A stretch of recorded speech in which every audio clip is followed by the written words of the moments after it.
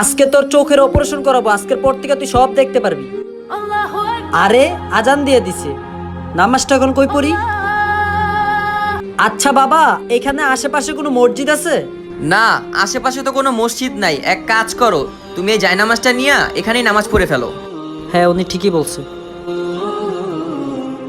আচ্ছা ছোট, তুমি এইখানে বাবার পাশে বসো থাকো। আচ্ছা ভাই।